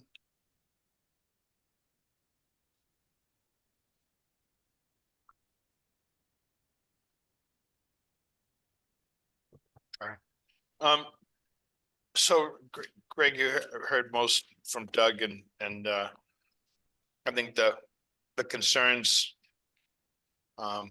members with the pool and patio and whatnot extending further into the 50, I think it might have been Doug's point. It's a little different. It's not like we're encroaching on a wetland or something. It's the edge of the revetment or the coastal bank. But one of the real reasons that there's a concern in this area is the soils are pretty much all like a glacial till. They're not really that stable. So the concern is always, will any of that construction be detrimental to the bank or whatever? As we go up the cliff, that's more of an issue because we're sitting way above the ocean. The concern is that some of that could start to erode quicker. I don't think that's the case here. But certainly the plantings can help stabilize that, which is a good idea. So maybe that's a good reason that they offset the encroachment into the 50. I think we need to get the coastal bank established because if we determine that that's different, then that could change your distance. So I think we need that information. Yep. Is there any direction that any other commission members want to give them before we continue this? Just that they can add that to the plan or get any other information that you're looking for. Maybe, like you said, a detailed plan would be helpful on the mitigation plantings. Or we'll see it on the next meeting. I think I just have one other question just relating to fill. Will there be any storage of fill material on the site? Especially during the excavation of the pool, or is that just going to be 10-wheeler, triaxled, right on out? I would imagine there'd be a little bit of storage of fill. When they excavate a foundation for the house, they're going to over excavate the foundation, and most of the material is leaving as the foundation gets built. But they do leave some on site so that they can backfill it once it's poured in place. So I can try to put some sort of quantity together for that and identify the locations. We're fortunate that where the house is going is very, very flat. So, there should be ample space to put it in a flat area and put appropriate erosion controls up. But I can identify a location on the next iteration. Of course. Thanks, Greg. Anybody else? Do we are thinking about when we might get that information back from Merrill? March 18th. Okay, can I get a motion? I make a motion, we continue 52 Peggotty Beach to March 18th. Can I get a second? I I will second second that. that. I missed two that, well, I think that was Brendan. So all in favor, Richard Sure, yes. and Doug Yes. and Jen? Oh, you Yep. made the motion and Eric. Yes. Great, thank you. Thanks, Thank Greg. you. Thank you. All right. Well, that concludes our regular part of it. It's 8 o'clock, or almost 8 o'clock. Jen, were there any real enforcement ones that we Just. What do we want to do when we send a letter and then they don't respond? Okay, so when Amy was here and a couple of others, we've sent out letters to various locations, making them aware that they were in violation. There was a couple of sites that the people haven't finished their project. And they haven't done the mitigation that was proposed. So we're notifying folks of that. We also have areas that we've noticed potential violations and we've sent letters, but there's been no response. So when we send that first one out, it's sort of an enforcement or just a heads up letter, and then we can issue an enforcement. And then if we don't receive any feedback or whatever, we can start to fine that. We have to notify them that we're going to do that, and we have some criteria for fining. But we don't like to have to start that. But I think it's something that we should probably start to do a little bit more of, especially with stuff that's ignored. If we have someone that comes in and they want to work with us, or they're getting an engineer or trying to figure it out, but when they just go silent, I think that within a period of time, maybe a few weeks or something, we really just need to up our game a little bit. I don't know if anybody's got any thoughts on that one. I think I said, I don't know, whenever the last time we discussed this, I think we need to get notes that indicate they're going to be fined, and then fine if necessary. Otherwise, it's very easy to be ignored. Yep. Anybody else? Same. Yeah, I agree as well. I think we need to. How many of these things? I mean, we had some before, and they've I kind of. think we have well over, I'd say we're close to a dozen at different areas. I mean, we have a new town council. We have some really kind of egregious things that we hope with a new town council and some time, we're going to go after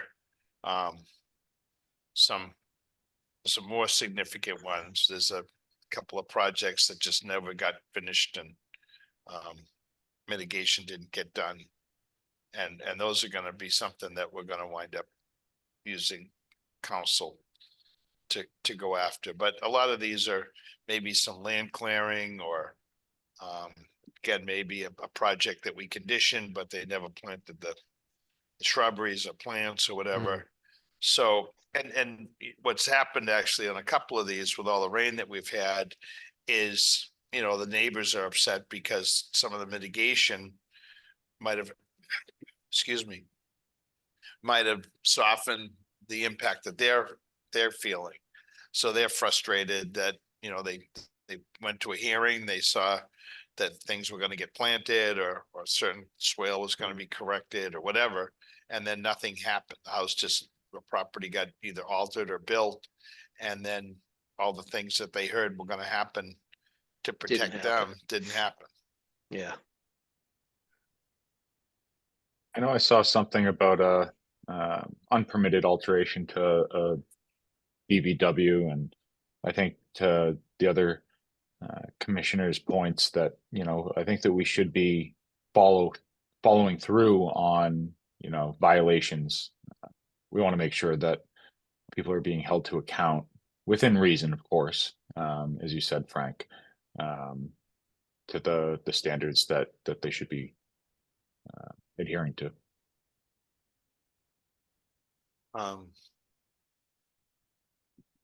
How do we do that now? And this is not exactly related, but it certainly is related. Is like, what is the process for getting a new agent? Does that happen at the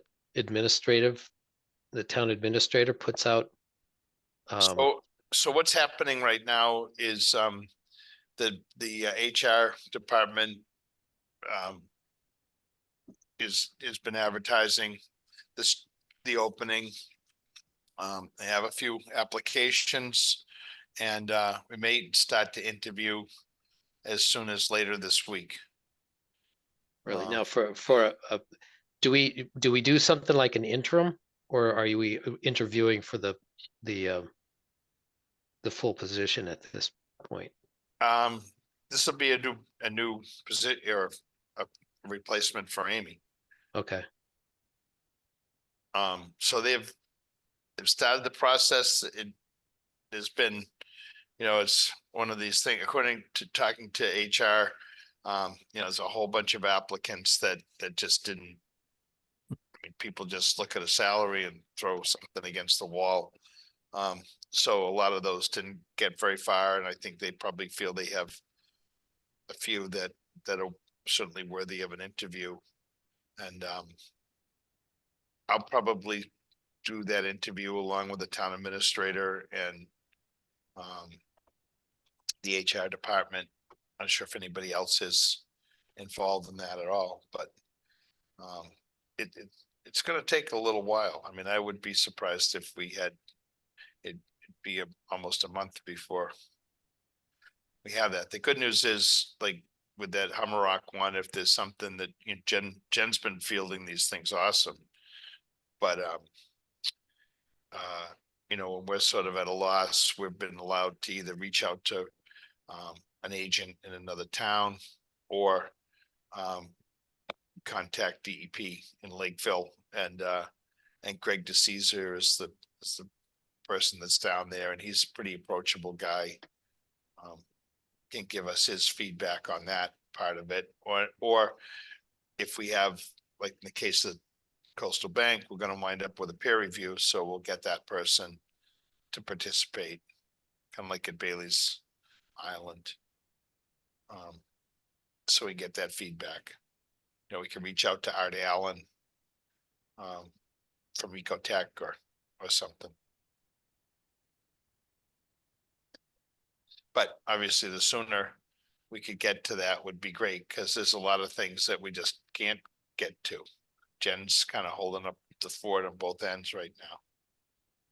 And then when I think that she's got spare time, I'll stop to just torture her for a few minutes. Mhm. Oh, yeah. Jen, before we lose Jen, can we vote on orders? We can circle back to this, but before Jen Foley disappears. I'll make a motion that we accept the minutes of January 2nd and also January 8th, 2024 as currently written. Richard, do we have a second? Second from Jen. All in favor? Doug? Yes. Brendan? Yes. I don't know. Eric, were you at either one of those meetings? I can't. I was not, so I'll abstain. Okay. And Frank, yes. Orders and conditions, 2 Bailey's Island Road. We don't have Penny here to, No, they were good though. okay. Well, then you have your opportunity, Richard. Well, do we vote these? Yeah. Orders, yes. Oh, no, Yeah. I make a motion to accept the order of conditions for 2 Bailey's Island Road. And you want to do Tilden and, It's okay. a separate motion. And so motion by Richard, second by Jen, all in favor, Doug, Yes. Brendan, Yes. and Eric, are you okay on that one? I only participated in one of those meetings. I did not take a vote though during that, so I probably should abstain from this as well. Okay. And Frank, yes. And I make a motion to accept the order of conditions for 1 Tilden Avenue. It's Richard, a second. Second from Jen. There you go. All in favor, Doug, Yes. Brendan, Yes. and Eric, I don't remember. I won't have to ask you this much longer. Tilden Ave was the septic system under a house down in Minot. Yes, I don't know if there was I voted on that one, so I'll say yes. Okay, and Frank, yes. Great. Certificates of compliance, these are just more for information, but so 46 Townway Extension. That was one where they were reinforcing the piles that were already there. Yep. It really didn't look great, but I'm sure it's in compliance. 240 Clap Road. That one already received a partial about 3 years ago. We were just waiting on planting seasons. Okay. 124 Man Hill. They had orders for a deck with one of those splash pools.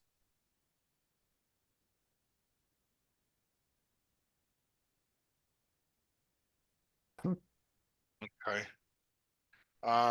13 Windward. 13 Windward and 16 Windward were part of orders from like the early 80s for Kimberly Estates. And I guess these lots are selling and it didn't get a certificate of compliance. Were there any kind of letters, Jen, or anything from an engineer or anybody saying that any of this got done?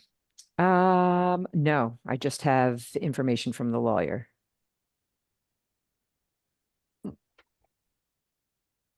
Maybe you and I will just take a little time and look at a couple of those. There was a partial for it, but yes, the Okay. file's up here. All right. Some of those too might be, if it's a subdivision or whatever, the planning board also would have had to. Okay. All right, we can look at those. So then just a couple of quick things. We had Andy Gallagher reached out. I should have forwarded this on. We had a request. Jen, you can help me with this for a beekeeper. Yes. Yes. Yeah, I was kind of hoping to tap your skills, Eric, with some of this. We have some interest in the Appleton field, and there's a beekeeper that wants to use part of that field. And I don't know anything about that. I So should- generally speaking, when it comes to beehives, Apis mellifera is a introduced species from Europe. It's the common honeybee. Oftentimes when discussing saving the bees and our pollinators, the honeybee is conflated with our native pollinators, when in fact honeybees have never had the populations that they currently have on planet Earth. They're as healthy as they've ever been. And the introduction of honeybees in significant quantities can pose significant issues with our native species.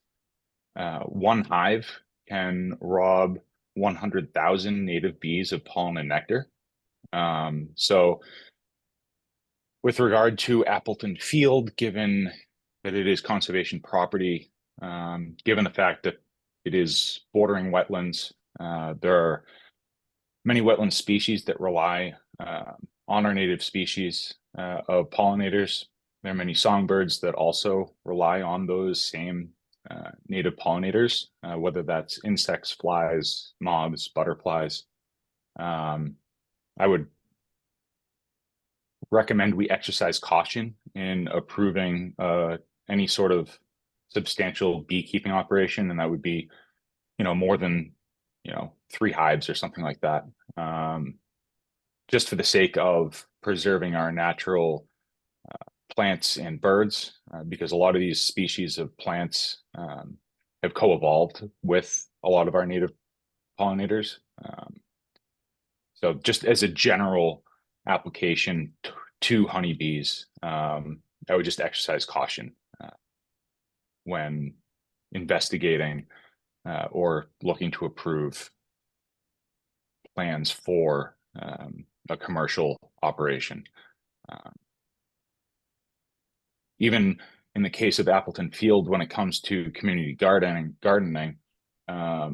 look at one of our native species, particularly the squash flower bee. And what happens is we introduce squash in a community garden. That squash is the host plant for this one specific bee.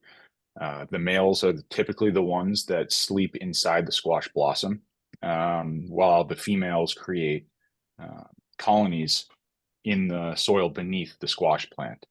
That squash blossom is the food source for the females to pack their nests for their eggs. If they're in direct competition with commercial honeybee operation, then that food, being the pollen and the nectar, is robbed from that native species and can no longer sustain our native population. So generally, yeah, I would advocate extreme caution when it comes to introducing a managed insect that can become invasive if not managed properly.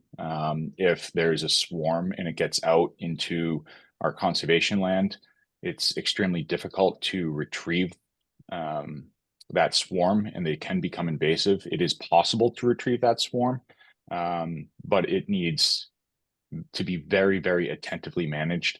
And on top of that, they spread disease to our native species. There is a gut pathogen that is infecting a lot of our native bumblebees, for example, that can be passed on through common sites. And in this case, it's flowers, petals, and the centers of those flowers where we have the pollen source at the stamens, and fecal matter from different bees will present a pathogenic problem for all that visit that plant. And at minimum, a beehive will have 20 to 50,000 individuals in a hive, and that's usually on the lower side during the less active periods of time. So there's just a number of concerns that I would have relative to the honeybee specifically. Never mind the fact that it's been documented that honeybees are only 5% effective pollinators relative to bumblebee, for example, who is 95% effective because they get covered in pollen, whereas honeybees only pack their pollen on their hind legs, so they're not quite as effective as an individual. The honeybee strength is in significant numbers. So that's just my little platform on beekeeping in general. At a commercial level, backyard beekeeping tends to still present those same issues, but not at scale. I think that's where I'll leave it unless people have other questions. That's amazing. That's a lot more than I ever knew. I didn't know any of that. I have a video that I can share. It's a 15-minute video. It's by a PhD student. His name's Nicholas Dorian. He did a TED Talks. He's with the Chicago Botanic Garden, but he also has been working in Somerville with the city of Somerville for Tufts. That's where he's earning his PhD. And it's a 15-minute TED Talk that goes over the importance of our native species, and he highlights top level like 5 or 6 leafcutter bee, the cellophane bee, maybe even a squash blossom bee. I can't remember off the top of my head, but there's a wide world of native pollinators out there. The mason bee, we have a lot of mining bees that exist in our native soils. It's a fascinating world. It's a fascinating world. Native plants is definitely something that I've been involved with for a long time professionally, and adjacently native pollinators as well. That's incredible. I'd love to see that. It seems like you first at glance, you'd just say, well, why not put some bees out there? Not thinking about what complications come from something that simple. Yeah. I just thought the bees were good. Maybe I know, not. I'm now completely convinced humans can't do anything right. No, they can't. Well, we can certainly do our best to mess it up. That's for sure. without a lot of thought. Well, I'm thrilled that Eric is part of our team Yep. because we've got some things to ground to cover on our gardens and our open space. So let me see if I can find the request and we'll get that off to you, Eric, so you could maybe take a look and we'll go from there. Because we do have to, I think all of a sudden people are starting to show a little bit of interest in Appleton and it's the time of year that they want to get going. So. Yeah, Well- no, I appreciate that. And I wouldn't mind taking a walk up there and just looking at the site at some point as well, if that's something that we could Yeah. manage. Let's find a good time to do that. We could get the end of the day or something. Yeah. That would be helpful. Awesome. Cool. Thank you. And then I did a request from a scout in Troop 28, which is actually in Cohasset, but the scout lives in Scituate. And they're looking to for a project for a life badge. And I reached out to Trails folks that they'd asked if we had any projects that would be ready to go. I thought about the Driftway Park for some maintenance, and then also I had requests from one of the Trails folks for a small boardwalk in the West End. And then in reaching out, another one had an idea maybe for some cleanup at the Ellis property that I guess that parking lot's not in great shape. Do any of you have any thoughts? I think a life badge is typically several scouts working together for a day doing, some sort of helpful work on something. Does anything come to mind? Do those seem like reasonable projects? Any thoughts? I just hope, go ahead, Dick. I think, well, you keep going. What are you looking? Well, what yeah. I was gonna hopefully maybe get a consensus of the folks that do the trails work. I mean, they're always willing to jump in and do whatever. And if there's something that feels like they could benefit from that. We now have some money, so we might wind up hiring a landscaper or something we need to freshen up the accessible walkways at the Driftway. But that's almost gonna need like stone dust and compaction and all that sort of thing. So I'm thinking that might be something where we have to hire out and maybe have these guys. I mean, the Ellis parking lot could use a good cleaning. I was also hoping to maybe get a little bit more input on what they want for this little boardwalk. I was going to ask about that too. Yeah, I think it's the trail that leaves Mount Hope and heads into the horse trail. And I guess there's a kind of a patch right in that once you get down towards a wet area, that's kind of difficult for people to get around. That was something that one of the trails members had mentioned. So I got this email out, but I got a little bit of feedback. One of them was Ellis, and I'm hoping to hear from a couple more. So would that boardwalk be something that it would be constructed, or would it be something like a Damon where it would be logs laid out on the trail through like a muddier area? I think this one would be more of a small constructed one. Yeah.